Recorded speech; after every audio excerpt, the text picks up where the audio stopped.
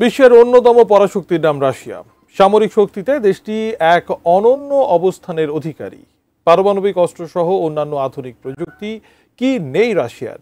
তবে এবার বিশ্বকে আরও একবার চমকে দিয়ে শক্তিশালী এক সাবমেরিনের তথ্য সামনে আনলেন পুতিন। বিস্তারিত শিহাব ইসলামের ডেস্ক রিপোর্টে। পশ্চিমা আধিপত্যের বিরুদ্ধে অত্যন্ত এক শক্তিশালী নাম রাশিয়া। গোটা পশ্চিমা ষড়যন্ত্রকে উপেক্ষা করে বিশ্ব দরবারে সর্বদা বুক চেতিয়ে দাঁড়িয়ে থাকে প্রেসিডেন্ট ভ্লাদিমির পুতিন। দীর্ঘ ২৫ বছরের শাসনামলে মস্কোর সামরিক শক্তিকে নিয়ে গেছেন এক অনন্য উচ্চতায়। পারমাণবিক অস্ত্র, আধুনিক সামরিক প্রযুক্তি কি নেই রাশিয়ার, যার কারণে রাশিয়ার দিকে তাকাতেও ভয় পায় পশ্চিমারা। আর এবার তো পুতিন প্রকাশ করেছেন আরও একটি চমকপ্রদ তথ্য, যা সামরিক মহলের কাছে ব্যাপক আলোড়ন সৃষ্টি করেছে। তিনি জানিয়েছেন, রাশিয়ার কৌশলগত পারমাণবিক সাবমেরিনগুলো রাডারের নজর এড়িয়ে আর্কটিকের বরফের নিচে গোপনে চলাচল করতে সক্ষম।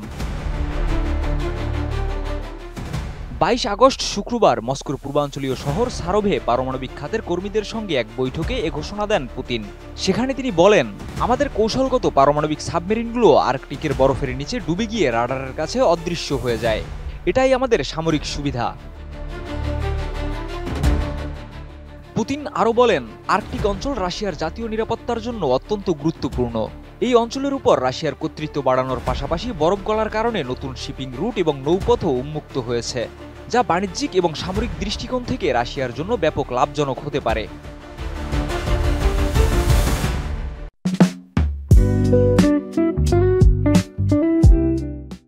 তিনি আরও উল্লেখ করেন, এই নতুন শিপিং রুটগুলো আমাদের প্রতিযোগিতামূলক সুবিধা প্রদান করছে, কারণ বিশ্বের অন্যান্য দেশও এসব নৌপথ ব্যবহার করতে আগ্রহী।